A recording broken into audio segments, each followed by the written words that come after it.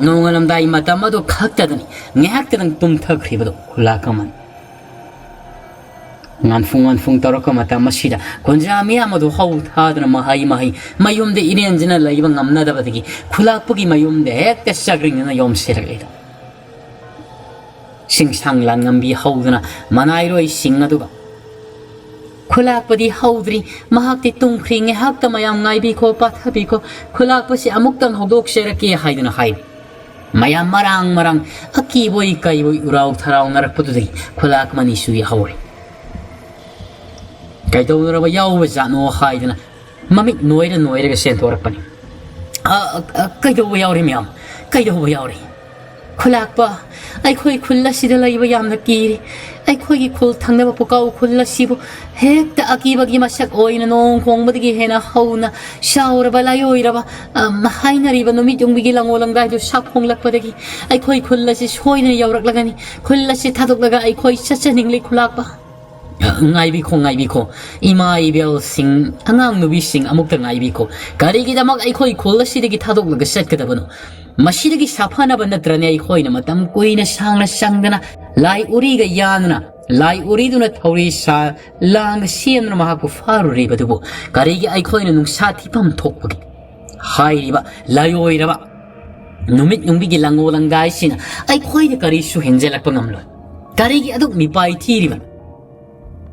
ꯅꯤꯄꯥꯁꯤꯡꯁꯨ ꯌꯥꯎꯔꯤꯕꯅꯤ ꯉꯔꯥꯡꯒꯤ ꯁꯞꯇ꯭ꯔ ꯑꯀꯟꯕ ꯑꯀꯤꯕꯒꯤ ꯃꯁꯛ ꯃꯈꯣꯏ ꯈꯨꯜ ꯑꯁꯤꯁꯨ ꯈꯥꯋꯥꯡꯁꯤꯡꯅ ꯖ꯭ꯋꯥꯔ ꯍꯥꯏꯅ ꯀꯟꯅ ꯅꯤꯛꯈꯤꯕꯗꯨꯗ ꯂꯩꯃꯥꯏ ꯂꯩꯊꯤꯟ ꯈꯥꯏ ꯂꯩꯔꯣꯜꯅꯨꯡꯗ ꯄꯨꯊꯈꯤꯗꯨꯅ ꯃꯈꯣꯏ ꯄꯨꯔꯦꯜ ꯈꯨꯜ ꯑꯁꯤꯁꯨ ꯃꯥꯡꯂꯒꯗ꯭ꯔꯥ ꯍꯥꯏꯗꯨꯅ ꯀꯅꯥꯅꯕꯨ ꯃꯤꯄꯥꯏꯔꯣꯏꯗꯕꯅꯣ ꯉꯔꯥꯡꯒꯤ ꯃꯑꯣꯡ ꯑꯗꯨꯗꯤ ꯑꯗꯨꯕꯨ ꯈꯨꯂꯥꯛꯄ ꯃꯅꯤꯅ ꯃꯈꯣꯏ ꯃꯌꯥꯝ ꯑꯗꯨꯕꯨ ꯋꯥꯈꯜ ꯄꯨꯛꯅꯤꯡ ꯐꯥꯊꯅꯕ ꯋꯥꯍꯩ ꯀꯌꯥ ꯍꯥꯏꯔꯒ ꯊꯦꯝꯂꯝꯃꯤ ꯁꯥꯎꯔꯕ ꯂꯥꯏꯑꯣꯏꯔꯕ ꯅꯨꯃꯤꯠ ꯌꯨꯡꯕꯤꯒꯤ ꯂꯪꯉꯣ ꯂꯪꯗꯥꯏ ꯑꯣꯏꯔꯕꯗꯨꯗꯤ ꯂꯥꯡ ꯑꯗꯨꯗ ꯊꯨꯅ ꯂꯥꯡ ꯑꯗꯨꯗ ꯅꯞꯁꯤꯟꯅ ꯂꯩꯔꯕꯅꯤ ꯂꯩꯃꯥꯏ ꯂꯩꯔꯣꯜꯅꯨꯡꯗ ꯇꯥꯁꯟꯒꯦ ꯍꯥꯏꯕꯁꯨ ꯉꯝꯗ ꯁꯥꯐꯣꯡꯒꯦ ꯍꯥꯏꯕꯁꯨ ꯉꯝꯗ ꯅꯣꯡꯅ ꯄꯨꯡ ꯐꯥꯅ ꯉꯥꯜꯂꯕꯗ ꯃꯅꯤꯅ ꯂꯤꯁꯤꯡ ꯑꯣꯏꯗꯨꯅ ꯈꯨꯜ ꯑꯁꯤ ꯅꯤꯄꯥ ꯀꯌꯥꯒ ꯂꯣꯏꯅꯅ ꯍꯥꯏꯔꯤꯕ ꯂꯥꯡ ꯊꯛꯂꯤꯕ ꯃꯐꯝ ꯑꯗꯨꯗ ꯂꯥꯛꯂꯤ ꯃꯈꯨꯠꯇ ꯇꯤꯃꯦꯟꯇꯥ ꯑꯃꯃꯝꯁꯨ ꯄꯥꯏꯗꯨꯅ ꯂꯥꯛꯂꯤ ꯃꯈꯣꯏꯅ ꯂꯥꯞꯅ ꯎꯔꯤ ꯍꯥꯏꯅꯤꯡꯉꯥꯏ ꯂꯩꯇꯅ ꯆꯥꯎꯔꯕ ꯅꯨꯃꯤꯠ ꯌꯨꯡꯕꯤꯒꯤ ꯂꯪꯉꯣ ꯂꯪꯗꯥꯏ ꯑꯗꯨ ꯑꯀꯤꯕꯒꯤ ꯃꯁꯛ ꯐꯪꯅ ꯂꯥꯡꯗꯨꯗ ꯅꯞꯅ ꯊꯨꯔꯒ ꯂꯩꯔꯤꯕꯗꯣ ꯑꯁ ꯆꯥꯎꯍꯦ ꯃꯁꯤꯗꯤ ꯑꯣꯟꯊꯣꯛꯅ ꯆꯥꯎꯈ꯭ꯔꯦꯗ ꯃꯥꯒꯤ ꯃꯃꯤꯠ ꯇꯔꯪ ꯐꯠ ꯄꯥꯡꯊꯣꯔꯛꯄꯁꯤ ꯃꯃꯤꯠ ꯑꯁꯤꯗ ꯑꯩꯈꯣꯏ ꯃꯤꯑꯣꯏ 10 ꯀꯨꯟꯃꯨꯛ ꯅꯝꯁꯤꯟꯕ ꯆꯟꯅꯤꯅꯤ ꯀꯌꯥꯗ ꯂꯥꯎꯅ ꯄꯥꯡꯊꯣꯛꯂꯤꯕ ꯃꯁꯥꯁꯤꯅ ꯀꯌꯥꯗ ꯆꯥꯎꯈ꯭ꯔꯕꯅꯣ ꯑꯁ ꯃꯁꯤꯗꯤ ꯑꯣꯟꯊꯣꯛꯅ ꯆꯥꯎꯈ꯭ꯔꯦꯗ ꯈꯨꯂꯥꯛꯄꯃꯅꯤꯁꯨ ꯃꯌꯥ ꯀꯥꯔꯒ ꯌꯦꯡꯉꯤ ꯆꯥꯎꯔꯕ ꯍꯤꯡꯆꯥꯕ ꯀꯌꯥ ꯃꯃꯥꯡꯒꯤ ꯃꯇꯝꯗ ꯁꯥꯐꯣꯡꯂꯛꯈꯤꯕꯗꯣ ꯍꯤꯡꯆꯥꯕ ꯀꯌꯥꯗꯒꯤ ꯍꯦꯟꯅ ꯁꯥꯡꯂꯤ ꯂꯥꯏꯑꯣꯏꯔꯕ ꯅꯨꯃꯤꯠ ꯌꯨꯡꯕꯤ ꯑꯁꯤꯗꯤ ꯃꯥꯒꯤ ꯃꯁꯥꯒꯤ ꯃꯐꯝ ꯈꯨꯗꯤꯡꯃꯛꯇ ꯏꯁꯪ ꯀꯥꯈꯠꯄꯒꯨꯝ ꯁꯪꯇ꯭ꯔꯤꯛ ꯁꯪꯅ ꯂꯩ ꯃꯇꯝ ꯀꯨꯏꯅ ꯆꯍꯤ ꯂꯤꯁꯤꯡ ꯀꯌꯥ ꯄꯨꯟꯁꯤꯔꯛꯂꯕ ꯂꯥꯏꯑꯣꯏꯔꯕ ꯁꯥ ꯑꯃꯒ ꯃꯥꯟꯅꯈ꯭ꯔꯦ ꯑꯗꯨꯕꯨ ꯅꯨꯃꯤꯠ ꯌꯨꯡꯕꯤꯒꯤ ꯂꯪꯉꯣ ꯂꯪꯗꯥꯏ ꯑꯣꯏꯕꯁꯤꯗꯤ ꯑꯇꯦꯟꯕ ꯃꯇꯝ ꯈꯔꯗ ꯃꯔꯨꯝꯗꯒꯤ ꯑꯣꯜꯂꯦ ꯍꯥꯏꯔꯒ ꯁꯤꯗꯤ ꯍꯤꯗꯥꯛ ꯑꯗꯨꯕꯨ ꯄꯨꯟꯅ ꯆꯥꯊꯣꯛꯂꯨꯕꯗꯒꯤ ꯃꯥꯒꯤ ꯐꯤꯕꯝ ꯑꯁꯤ ꯑꯣꯏꯔꯤꯕꯅꯤ ꯍꯥꯠꯀꯦ ꯍꯥꯏꯔꯕꯁꯨ ꯇꯔꯥꯏ ꯍꯥꯠꯄ ꯉꯝꯂꯔꯣꯏꯗꯕ ꯑꯗꯨꯒꯨꯝꯂꯕ ꯁꯥ ꯑꯃ ꯑꯣꯜꯂꯕꯅꯤ ꯇꯥꯏꯕꯪ ꯃꯤꯑꯣꯏꯕ ꯎꯕꯗꯨꯗ ꯐ꯭ꯔꯤꯡ ꯃꯌꯥ ꯀꯥꯊꯣꯛꯇꯨꯅ ꯁꯥꯒꯗꯕꯒꯤ ꯂꯥꯝꯒꯗꯕꯒꯤ ꯇꯧꯔꯤ ꯑꯗꯨꯕꯨ ꯊꯧꯔꯤ ꯑꯗꯨꯒꯤ ꯃꯄꯥꯡꯒꯜꯅ ꯀꯟꯃꯟꯈꯤꯕꯅ ꯃꯍꯥꯛ ꯊꯣꯏꯅ ꯍꯦꯟꯅ ꯃꯁꯤ ꯂꯦꯡꯕ ꯉꯝꯗ꯭ꯔꯤ ꯈꯨꯂꯥꯛꯄ ꯑꯁꯤꯕꯨ ꯀꯌꯥꯝ ꯀꯨꯏꯅ ꯑꯩꯈꯣꯏꯅ ꯃꯐꯝ ꯑꯁꯤꯗ ꯊꯝꯕ ꯌꯥꯒꯗꯧꯔꯤꯕꯅꯣ ꯑꯣꯟꯊꯣꯛꯅ ꯆꯥꯎꯈ꯭ꯔꯦꯗ ꯃꯁꯤꯗꯤ ꯃꯍꯩ ꯈꯨꯂꯥꯛꯄꯃꯅꯤꯗ ꯍꯥꯏꯔꯤ ꯑꯀꯤꯕ ꯑꯃꯒ ꯂꯣꯏꯅꯅ ꯄꯥꯈꯠꯅ ꯈꯨꯂꯥꯛꯄꯃꯅꯤꯅ ꯉꯥꯏꯈꯣ ꯑꯩꯈꯣꯏꯅ ꯃꯁꯤꯗ ꯀꯔꯤꯒꯤ ꯀꯤꯐꯝ ꯊꯣꯛꯄꯒꯤ ꯃꯍꯥꯛ ꯁꯥꯐꯣꯡꯂꯛꯀꯗꯕꯁꯨ ꯂꯩꯇ꯭ꯔꯤ ꯆꯥꯎꯔꯕ ꯂꯥꯏꯑꯣꯏꯔꯕ ꯃꯇꯝꯗꯒꯤ ꯍꯧꯔꯛꯂꯕ ꯂꯥꯏ ꯎꯔꯤ ꯍꯥꯏꯔꯤꯕꯁꯤꯅ ꯊꯧꯔꯤ ꯁꯥꯅ ꯂꯥꯡ ꯁꯥꯅ ꯐꯥꯈ꯭ꯔꯕꯅꯤ ꯃꯍꯥꯛꯀꯤ ꯃꯇꯝ ꯌꯧꯔꯛꯂꯕ ꯀꯥꯟꯗ ꯃꯐꯝ ꯑꯁꯤꯗ ꯑꯗꯨꯃꯛ ꯁꯤꯖꯔꯒꯅꯤ ꯑꯩꯈꯣꯏꯅ ꯃꯁꯤꯗ ꯊꯣꯏꯅ ꯈꯨꯠ ꯆꯪꯂꯨꯕꯒꯤ ꯃꯊꯧ ꯇꯥꯔꯤ ꯊꯥꯛꯂꯤꯕ ꯂꯥꯡ ꯑꯁꯤꯒꯤ ꯑꯀꯣꯏꯕꯗ ꯑꯩꯈꯣꯏꯅ ꯎꯆꯨꯞ ꯁꯥꯅ ꯆꯥꯎꯔꯕ ꯅꯨꯡꯖꯥꯎꯅ ꯀꯤꯗꯅ ꯅꯟꯗꯅ ꯁꯦꯝꯈ꯭ꯔꯤꯕꯁꯤꯡ ꯑꯗꯣ ꯃꯗꯨ ꯃꯐꯝ ꯆꯥꯅ ꯂꯩꯔꯤꯕ꯭ꯔꯥ ꯍꯥꯏꯕꯗꯣ ꯑꯩꯈꯣꯏ ꯑꯃꯨꯛꯇꯪ ꯀꯣꯏꯅ ꯆꯠꯂꯒ ꯌꯦꯡꯁꯤ ꯋꯥꯍꯩ ꯀꯌꯥꯁꯤ ꯍꯥꯏꯗꯨꯅ ꯈꯨꯂꯥꯛꯄꯃꯅꯤꯅ ꯑꯀꯣꯏꯕꯗꯨꯗ ꯅꯤꯄꯥ ꯀꯌꯥꯗꯨ ꯁꯟꯇꯣꯛꯍꯟꯗꯨꯅ ꯌꯦꯡꯍꯜꯂꯤ ꯃꯗꯨꯗꯒꯤ ꯈꯪꯂꯤ ꯂꯥꯡ ꯑꯁꯤ ꯀꯔꯤꯁꯨ ꯇꯧꯗꯅ ꯈꯖꯤꯛꯇ ꯐꯥꯎꯕ ꯃꯔꯤꯟ ꯆꯠꯊꯣꯛꯅ ꯇꯠꯇꯕꯤꯗ ꯐꯖꯅ ꯂꯩꯔꯤ ꯍꯥꯏꯌꯨ ꯃꯁꯥꯗꯨ ꯈꯔ ꯌꯥꯡꯅꯗꯨꯅ ꯅꯤꯄꯥꯁꯤꯡ ꯑꯗꯨꯁꯨ ꯈꯨꯜ ꯑꯗꯣꯝꯗ ꯆꯪꯁꯤꯟꯅꯈ꯭ꯔꯤ ꯑꯗꯨꯕꯨ ꯍꯥꯏꯔꯤꯕ ꯋꯥꯗꯨꯗ ꯊꯥꯖꯗꯅ ꯅꯨꯄꯤ ꯑꯉꯥꯡ ꯃꯤꯍꯨꯜ ꯁꯣꯟꯕꯁꯤꯡ ꯑꯗꯨꯗꯤ ꯑꯀꯤꯕꯅ ꯃꯁꯥꯗꯨ ꯊꯨꯝꯍꯠꯂꯝꯃꯤ꯫ ꯑꯌꯨꯛꯀꯤ ꯃꯇꯝ ꯑꯁꯤꯗ ꯃꯥꯏꯀꯩ ꯑꯃꯔꯣꯝꯗꯅ ꯑꯃꯨꯛ ꯀꯝꯗꯧꯔꯤ꯫ ꯑꯃꯥꯏꯕ ꯇꯣꯂꯦꯟ ꯑꯗꯣ ꯉꯁꯤꯗꯤ ꯃꯁꯥꯗꯣ ꯈꯔ ꯈꯖꯤꯛ ꯉꯔꯥꯡꯗꯒꯤ ꯀꯟꯈꯠꯂꯛꯄꯒꯨꯝ ꯇꯧꯔꯤ꯫ ꯃꯌꯣꯝꯕꯤ ꯑꯃꯗꯤ ꯊꯋꯥꯏ ꯂꯥꯛꯄ ꯍꯧꯖꯤꯛ ꯐꯥꯎꯕ ꯈ꯭ꯔꯣꯛ ꯈ꯭ꯔꯣꯛ ꯅꯥꯀꯣꯛꯅ ꯇꯨꯝꯃꯤ ꯅꯨꯃꯤꯠꯅ ꯋꯥꯇꯣꯜ ꯂꯨꯝꯂꯛꯂꯕꯁꯤ ꯐꯥꯎ꯫ ꯂꯨꯁꯤ ꯑꯃꯗꯤ ꯆꯤꯡ ꯃꯅꯨ ꯂꯥꯡꯂꯦꯅ ꯃꯁꯥ ꯃꯔꯣ ꯁꯤꯠ ꯅꯥꯟꯅ ꯁꯦꯡꯗꯣꯛꯂꯦ ꯍꯥꯏꯔꯒ ꯑꯌꯨꯛꯀꯤ ꯆꯥꯅꯕ ꯁꯤꯟ ꯂꯥꯡꯂꯤ꯫ ꯑꯃꯥꯏꯕ ꯇꯣꯂꯦꯟꯗꯤ ꯈꯪꯂꯕꯅꯤ ꯌꯥꯏꯔꯝꯂꯦꯟꯒꯤ ꯑꯃꯥꯏꯕ ꯇꯣꯂꯦꯟ ꯑꯀꯣꯏꯕꯁꯤꯗ ꯁꯦꯟꯅꯔꯒ ꯂꯩꯔꯦ ꯍꯥꯏꯕꯗꯨ꯫ ꯑꯗꯨ ꯃꯍꯥꯛꯅ ꯄꯨꯛꯃꯦꯟ ꯄꯥꯎꯃꯦꯟ ꯑꯗꯨꯅ ꯍꯥꯏꯕ ꯉꯝꯗ꯭ꯔꯕꯅꯤꯅ ꯑꯗꯨꯃꯛ ꯃꯃꯤꯠꯇꯣ ꯀ꯭ꯔꯣꯛ ꯀ꯭ꯔꯣꯛ ꯑꯣꯔꯒ ꯂꯩꯔꯤ꯫ ꯏꯪꯒꯤꯠ ꯄꯤꯕꯅꯤ ꯑꯗꯨꯕꯨ ꯈꯪꯂꯝꯗꯦ ꯂꯨꯁꯤ ꯑꯃꯗꯤ ꯆꯤꯡ ꯃꯅꯨ ꯂꯥꯡꯂꯦꯅꯁꯨ꯫ ꯃꯇꯝ ꯑꯁꯤꯗ ꯈꯪꯍꯧꯗꯅ ꯃꯈꯣꯏꯅ ꯂꯩꯔꯤꯕ ꯁꯅꯥ ꯈꯨꯅꯨꯡ ꯑꯁꯤ ꯒ꯭ꯔꯦꯛ ꯒ꯭ꯔꯦꯛ ꯒ꯭ꯔꯦꯛ ꯍꯥꯏꯗꯅ ꯑꯀꯟꯕ ꯃꯩ ꯆꯠꯄꯒꯤ ꯃꯈꯣꯜꯒ ꯂꯣꯏꯅꯅ ꯇꯥꯔꯛꯂꯝꯃꯤ꯫ ꯆꯥꯎꯔꯕ ꯁꯅꯥ ꯌꯣꯝꯕꯤ ꯑꯃꯈꯛꯁꯨ ꯉꯁꯤ ꯕꯣꯝ ꯂꯥꯎꯅ ꯈꯪꯍꯧꯗꯅ ꯃꯈꯣꯏꯒꯤ ꯈꯥ ꯊꯪꯕꯗ ꯂꯩꯔꯤꯕ ꯑꯆꯧꯕ ꯌꯣꯝꯕꯤ ꯑꯃꯁꯨ ꯈꯪꯍꯧꯗꯅ ꯇꯨꯊꯈ꯭ꯔꯦ꯫ ꯅꯨꯄꯤ ꯉꯥꯛꯇꯒ ꯑꯣꯏꯕꯅꯤ ꯈꯪꯄ꯭ꯔꯦ ꯈꯪꯉꯤ ꯃꯌꯣꯝꯕꯤ ꯑꯃꯗꯤ ꯊꯋꯥꯏ ꯂꯥꯛꯄꯁꯨ ꯍꯧꯒꯠꯂꯛꯂꯒ ꯃꯃꯤꯠ ꯃꯅꯥ ꯏꯉꯥꯎ ꯉꯥꯎ ꯃꯈꯩ ꯌꯦꯡꯂꯤ꯫ ꯂꯨꯁꯤꯅ "ꯏꯅꯥꯎ, ꯃꯁꯤꯗꯤ ꯑꯐꯕꯒꯤ ꯈꯨꯗꯝ ꯆꯥꯡꯗꯝꯗꯤ ꯅꯠꯇꯦ꯫ ꯑꯩꯈꯣꯏ ꯀꯔꯝꯅ ꯃꯐꯝ ꯑꯁꯤꯗ ꯃꯈꯥ ꯇꯥꯅ ꯂꯩꯊꯕ ꯉꯝꯒꯅꯤ? ꯁꯨꯡꯁꯣꯏ ꯁꯣꯏꯗꯅ ꯁꯅꯥ ꯈꯨꯅꯨꯡ ꯑꯁꯤꯗꯤ ꯃꯇꯝꯒꯤ ꯃꯇꯨꯡ ꯏꯟꯅ ꯅꯤꯡꯈꯥꯏꯈ꯭ꯔꯒꯅꯤ꯫ ꯀꯝꯗꯧꯁꯤꯒꯦ ꯏꯆꯤꯜ ꯏꯅꯥꯎꯅ ꯈꯟꯅꯕꯅ ꯐꯔꯒꯅꯤ"꯫ ꯆꯤꯡ ꯃꯅꯨ ꯂꯥꯡꯂꯦꯅ "ꯏꯆꯦ, ꯏꯄꯨꯔꯣꯏꯕꯁꯤꯅ ꯃꯁꯥ ꯀꯟꯈꯠꯂꯛꯇ꯭ꯔꯤ ꯐꯥꯎꯕꯗꯤ ꯏꯆꯤꯜ ꯏꯅꯥꯎꯒꯤꯗꯤ ꯒꯇꯤ ꯂꯩꯇꯦ꯫ ꯑꯗꯨꯅ ꯃꯇꯝ ꯈꯔꯗꯤ ꯌꯦꯡꯈꯤꯁꯤ"꯫ ꯍꯥꯏꯔꯤꯉꯩꯗ ꯑꯃꯨꯛꯀꯁꯨ ꯑꯋꯥꯡ ꯃꯥꯏꯀꯩ ꯑꯁꯣꯝꯗ ꯂꯩꯔꯤꯕ ꯌꯨꯝꯕꯤ ꯑꯆꯧꯕꯗꯨꯃꯁꯨ ꯀ꯭ꯔꯦꯛ ꯀ꯭ꯔꯦꯛ ꯀ꯭ꯔꯦꯛ ꯍꯥꯏꯗꯨꯅ ꯃꯈꯣꯜ ꯊꯣꯛꯂꯛꯂꯤ꯫ ꯇꯨꯃꯛꯇꯤ ꯇꯨꯊꯗꯦ꯫ ꯃꯌꯣꯝꯕꯤ ꯑꯃꯗꯤ ꯊꯋꯥꯏ ꯂꯥꯛꯄꯗ ꯌꯥꯝꯅ ꯀꯤꯔꯝꯃꯤ ꯁꯅꯥ ꯈꯨꯅꯨꯡ ꯑꯁꯤ ꯃꯅꯨꯡꯗ ꯂꯩꯕ꯫ ꯑꯗꯨꯕꯨ ꯀꯔꯤꯁꯨ ꯑꯃꯨꯛ ꯃꯈꯥ ꯇꯥꯅ ꯇꯧꯔꯛꯈꯤꯗ꯭ꯔꯦ ꯃꯁꯤ ꯂꯦꯡꯗꯨꯅ ꯂꯩꯈ꯭ꯔꯦ꯫ ꯑꯃꯥꯏꯕ ꯇꯣꯂꯦꯅꯗꯤ ꯈꯪꯂꯤ ꯌꯥꯏꯔꯝꯂꯦꯟꯒꯤ ꯑꯃꯥꯏꯕ ꯇꯣꯂꯦꯅ ꯌꯦꯡꯁꯤꯟꯒꯤ ꯌꯥꯎꯅ ꯀꯟꯅ ꯌꯦꯡꯁꯤꯜꯂꯛꯂꯕꯗ ꯃꯈꯣꯏꯒꯤ ꯁꯅꯥ ꯈꯨꯅꯨꯡ ꯑꯁꯤ ꯇꯦꯛꯀꯗꯕꯒꯤ ꯃꯩ ꯍꯥꯟꯅꯗꯒꯤ ꯆꯠꯂꯒ ꯂꯩꯈꯤꯕꯒ ꯁꯣꯟꯗꯝꯅꯗꯝꯕ ꯍꯥꯏꯕꯗꯨ ꯑꯣꯏꯔꯝꯂꯦ꯫ ꯃꯗꯨꯅ ꯁꯅꯥ ꯈꯨꯅꯨꯡ ꯑꯁꯤ ꯊꯨꯅꯃꯛ ꯁꯦꯝꯖꯤꯟ ꯁꯥꯖꯤꯜꯍꯧꯗ꯭ꯔꯕꯗꯤ ꯄꯨꯝꯅꯃꯛ ꯇꯦꯛ ꯅꯟꯗꯨꯅ ꯂꯩꯔꯤꯕ ꯃꯈꯣꯏ ꯁꯤꯔꯒꯅꯤ ꯍꯥꯏꯕꯗꯨ ꯑꯃꯥꯏꯕ ꯇꯣꯂꯦꯅ ꯈꯪꯂꯝꯃꯤ꯫ ꯑꯗꯨꯕꯨ ꯀꯔꯤ ꯄꯥꯝꯕꯩ ꯇꯧꯔꯒ ꯍꯥꯏꯔꯨꯒꯅꯤ? ꯃꯍꯥꯛ ꯃꯁꯥꯗꯤ ꯑꯗꯨꯃꯛ ꯂꯦꯡꯕ ꯉꯝꯕꯣꯏ ꯉꯝꯗꯕꯣꯏ ꯇꯧꯔꯤ꯫ ꯃꯃꯤꯠ ꯑꯗꯨꯅ ꯀ꯭ꯔꯣꯛ ꯀ꯭ꯔꯣꯛ ꯑꯣꯠꯂꯒ ꯑꯔꯥꯞꯄꯗ ꯃꯇꯝꯒꯤ ꯀꯥꯡꯂꯣꯟ ꯍꯥꯏꯔꯤꯕ ꯂꯥꯏꯔꯤꯛ ꯂꯨꯁꯤꯅ ꯊꯝꯂꯤꯕꯗꯣ ꯃꯗꯣꯝꯗ ꯑꯗꯨꯃꯛ ꯁꯤꯡꯅ ꯌꯦꯡꯂꯒꯗꯤ ꯂꯩꯔꯤ꯫ ꯃꯔꯣꯜ ꯃꯔꯤ ꯁꯦꯡꯅ ꯎ ꯋꯥ ꯇꯧꯔꯒ ꯍꯥꯏꯕ ꯋꯥꯍꯩꯗꯨꯅꯗꯤ ꯀꯅꯥꯅ ꯀꯔꯤ ꯂꯧꯁꯤꯟꯕ ꯉꯝꯂꯨꯒꯅꯤ? ꯃꯗꯨꯅ ꯃꯍꯥꯛ ꯀꯔꯤꯁꯨ ꯍꯥꯏꯗ ꯇꯨꯃꯤꯟꯅ ꯑꯗꯨꯃꯛ ꯂꯩ꯫ ꯃꯌꯣꯝꯕꯤ ꯑꯗꯨꯗꯤ ꯑꯍꯤꯡ ꯑꯗꯣ ꯃꯍꯥꯛ ꯇꯨꯝꯊꯈꯤꯕ ꯃꯇꯝꯗꯗꯤ ꯊꯣꯏꯅ ꯍꯦꯟꯅ ꯈꯜꯂꯨꯗꯦ꯫ ꯅꯣꯡꯉꯥꯜꯂꯛꯄ ꯃꯇꯝ ꯑꯁꯤꯗ ꯏꯁꯥꯀꯣꯟꯗꯨꯕꯨ ꯅꯤꯡꯁꯤꯡꯅ ꯃꯄꯨꯛꯅꯤꯡ ꯑꯗꯨ ꯌꯥꯝꯅ ꯋꯥꯖꯔꯝꯃꯤ꯫ ꯏꯁꯥꯀꯣꯟ ꯂꯩꯔꯤꯉꯩꯗꯗꯤ ꯃꯍꯥꯛꯀꯤꯗꯃꯛꯇ ꯏꯁꯥꯀꯣꯟꯅ ꯂꯦꯞꯄꯤꯕꯗꯨꯗꯒꯤ ꯑꯀꯤꯕ ꯍꯥꯏꯕꯗꯨ ꯈꯪꯈꯤꯗꯕꯅꯤ꯫ ꯑꯗꯨꯕꯨ ꯏꯁꯥꯀꯣꯟ ꯂꯩꯇ꯭ꯔꯕꯗ ꯃꯃꯥ ꯃꯄꯥꯒꯤ ꯃꯅꯥꯛꯇ ꯂꯩꯕ ꯑꯣꯏꯕ ꯇꯥꯔꯕꯁꯨ ꯃꯁꯥꯗ ꯑꯀꯤꯕꯗꯨꯅ ꯊꯟꯈ꯭ꯔꯦ꯫ ꯅꯨꯃꯤꯠ ꯑꯁꯤꯒꯤ ꯄꯨꯡ 10ꯒ ꯇꯥꯁꯤꯜꯂꯛꯂꯕ ꯃꯇꯝ ꯊꯋꯥꯏ ꯂꯥꯛꯄꯗꯣ ꯃꯗꯨꯅ ꯃꯆꯦ ꯑꯁꯤꯕꯨ ꯃꯐꯝ ꯑꯃꯗ ꯄꯨꯒꯗꯕꯒꯤ ꯆꯠꯁꯤ ꯍꯥꯏꯗꯨꯅ ꯉꯔꯪ ꯉꯪꯂꯤ꯫ ꯑꯗꯨꯕꯨ ꯃꯌꯣꯝꯕꯤ ꯑꯁꯤꯅ ꯃꯃꯥꯅ ꯀꯟꯅ ꯍꯥꯏꯈꯤꯕꯗꯨꯗꯒꯤ "ꯏꯕꯨꯡꯉꯣ, ꯃꯐꯝ ꯑꯁꯤꯗꯒꯤ ꯍꯦꯟꯗꯣꯛꯂꯣꯏꯁꯤ꯫ ꯀꯔꯥꯏꯗ ꯆꯠꯁꯤ ꯍꯥꯏꯔꯤꯕꯅꯣ?" "ꯏꯆꯦ, ꯑꯇꯩ ꯀꯔꯥꯏꯗ ꯅꯠꯇꯦ, ꯑꯩꯈꯣꯏ ꯆꯤꯡ ꯑꯁꯤꯒꯤ ꯆꯤꯡꯗꯣꯜꯗ ꯀꯥꯔꯨꯁꯦ꯫ ꯑꯩꯈꯣꯏ ꯄꯥꯕꯅ ꯍꯥꯟꯅ ꯂꯩꯔꯝꯕ ꯃꯐꯝꯗꯣ ꯑꯩ ꯌꯥꯝꯅ ꯆꯠꯅꯤꯡꯉꯤ." "ꯑꯣ, ꯆꯤꯡꯒꯤ ꯆꯤꯡꯗꯣꯜꯗ? ꯏꯃꯥꯗꯒꯤ ꯑꯌꯥꯕ ꯂꯧꯁꯤ." "ꯑꯗꯨꯗꯤ ꯍꯥꯏꯒꯅꯨ ꯏꯆꯦ, ꯏꯃꯥꯅ ꯌꯥꯔꯛꯂꯣꯏꯌꯦ꯫ ꯁꯅꯥ ꯀꯣꯅꯨꯡꯒꯤ ꯋꯥꯡꯃ ꯆꯠꯄꯁꯨ ꯅꯠꯇꯅ ꯆꯤꯡꯗꯣꯜ ꯀꯥꯁꯤ ꯍꯥꯏꯔꯒ." "ꯍꯣꯏꯗ, ꯆꯤꯡꯗꯣꯜ ꯀꯥꯕꯁꯤꯗꯤ ꯁꯅꯥ ꯀꯣꯅꯨꯡꯒꯤ ꯃꯊꯛ ꯀꯥꯕꯒ ꯆꯞ ꯃꯥꯟꯅꯔꯤ꯫ ꯁꯅꯥ ꯀꯣꯅꯨꯡ ꯑꯁꯤ ꯆꯤꯡ ꯑꯁꯤꯗ ꯁꯥꯔꯤꯕꯅꯤꯅ ꯀꯔꯤꯁꯨ ꯑꯀꯥꯏꯕ ꯂꯩꯔꯣꯏꯗ꯫ ꯀꯥꯁꯤ ꯂꯥꯛꯑꯣ꯫ ꯃꯈꯣꯏ ꯑꯅꯤꯁꯨ ꯊꯕꯛ ꯀꯟꯅ ꯀꯜꯂꯤ꯫ ꯑꯩꯈꯣꯏꯅ ꯍꯥꯏꯔꯨꯕꯁꯤꯅ ꯆꯔꯛ ꯆꯍꯤꯡꯅꯕ ꯑꯣꯏꯅ ꯊꯣꯛꯂꯒꯅꯤ" ꯍꯥꯏꯗꯨꯅ ꯃꯆꯤꯜ ꯃꯧꯄ꯭ꯋꯥ ꯑꯅꯤꯃꯛꯇꯣ ꯊꯋꯥꯏ ꯂꯥꯛꯄꯗꯨꯕꯨ ꯃꯌꯣꯝꯕꯤꯅ ꯃꯅꯪꯒꯟꯗ ꯃꯆꯥꯒꯨꯝꯅ ꯄꯣꯔꯦ ꯍꯥꯏꯔꯒ ꯀꯥꯈꯠꯂꯛꯂꯝꯃꯤ꯫ ꯊꯋꯥꯏ ꯂꯥꯛꯄꯗꯨ ꯃꯅꯪꯒꯟꯗꯒꯤ ꯏꯁꯩ ꯉꯔꯪ ꯉꯔꯪ ꯉꯪꯂꯤ꯫ ꯃꯌꯣꯝꯕꯤ ꯑꯁꯤꯅꯗꯤ "ꯏꯗꯨ ꯅꯤꯡꯊꯧ, ꯑꯩꯗꯤ ꯃꯁꯤꯒꯤ ꯃꯊꯛꯇ ꯀꯥꯕꯁꯤ ꯏꯁꯥꯁꯤ ꯑꯀꯤꯕ ꯄꯣꯛꯏꯀꯣ꯫ ꯉꯝꯁꯨ ꯉꯝꯃꯤ ꯊꯥꯛ ꯂꯩꯔꯤꯕꯁꯤ ꯍꯣꯔꯦꯜ ꯅꯥꯟꯊꯗꯨꯅꯒ ꯑꯁꯣꯛ ꯑꯄꯟ ꯌꯥꯎꯔꯕꯗꯤ ꯑꯩꯉꯣꯟꯗ ꯇꯥꯏꯅꯕ ꯌꯥꯔꯣꯏꯀꯣ." "ꯏꯆꯦ, ꯀꯔꯤꯒꯤ ꯀꯤꯔꯤꯕꯅꯣ? ai phawba matol yauna kaba ngammi karigi isena ngamloi dawribano kawo ise haidana hai madudagi mayombido asum ka halakpana kina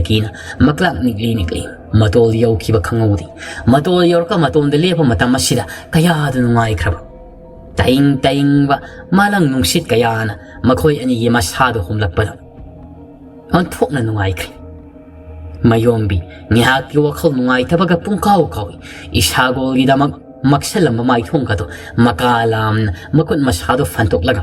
mai kai nungsup ona mapa toleni he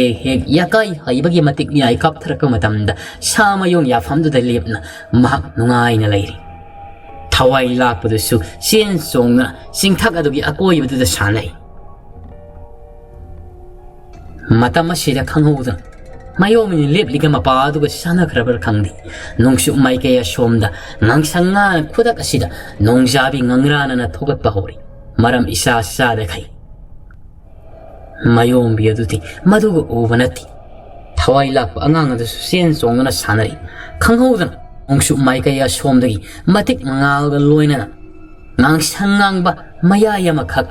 kap thorak ledo saurba singjaw sigi mai kai tamna amai ba tolena makhuda timen ta gono matik mayai leiraba khulai do pairega hek le pham sida mayomi ne lep labada mayombi asina yakai haiba hairiba khoyom la sida singnarak pogum thokraba mal madudagi mayombi makhut masating thoklaga leiribado yakai haibagi matik mayai du yamna thona kapsilak thawai lakpatun uri masi sokhiba tare haiduna isi haiduna masi mayombi khudang pairega patlong singthoi kodakta mayombi de palaude mayomni lepiba mafamadu bong langno thum mafamadu pungsai sai leibak leithin khai faulukna leikrak serpan mayombi thak thangni kari matauno haiduna isi kumla sila